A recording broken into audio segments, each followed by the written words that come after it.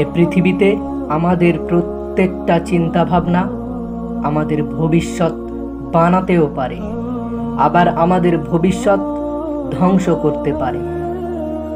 শুনতে কিছুটা অবাক লাগছে, তাই না?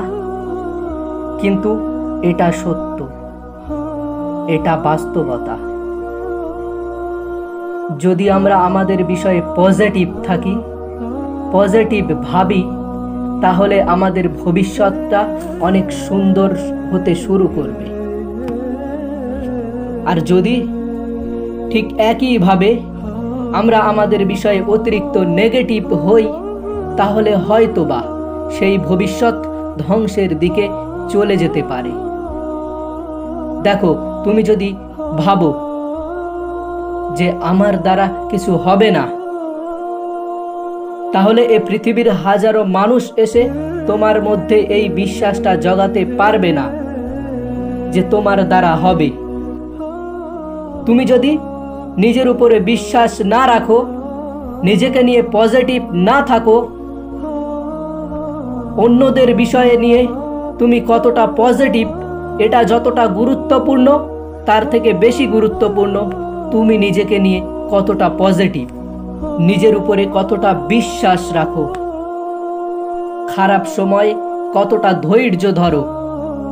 মনে রেখো, তোমার চিন্তা ভাবনা, তোমার সময় অর্থের থেকেও গুরুত্বপূর্ণ, অর্থের থেকেও অনেক দামি।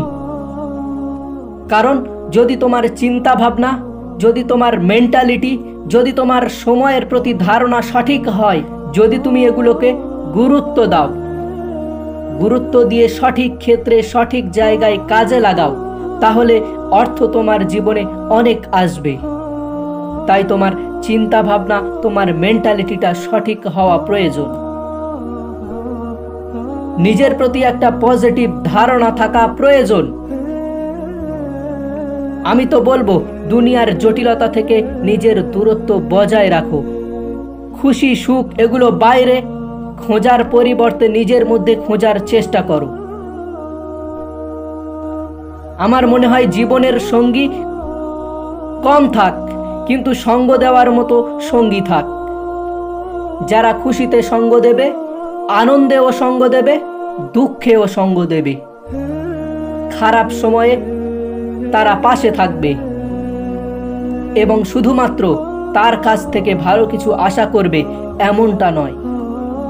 তার খারাপ সময়েও তুমি যেন তাকে সঙ্গ দিতে পারো, এমন কাউকে বন্ধু বানাও, এমন কাউকে পাশে রাখো, এমন কাউকে সঙ্গী তৈরি করো।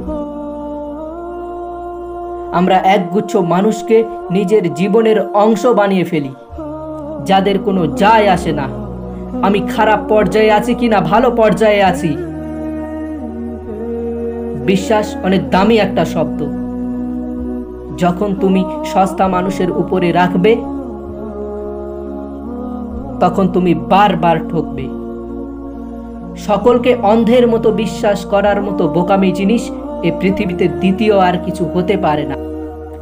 আবার জীবনের কিছু কিছু ক্ষেত্রে ঠকা উচিত, হ্যাঁ ঠকা উচিত, কিন্তু বারবার নয়।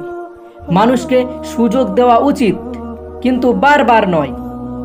মনে রেখো, যখন কোনো মানুষ প্রথমবার ভুল করে, তখন সেটা তার ইচ্ছা অনুযায়ী নাও হতে পারে, সেটা সে ইচ্ছা করে করেছে এমনটা নাও হতে পারে।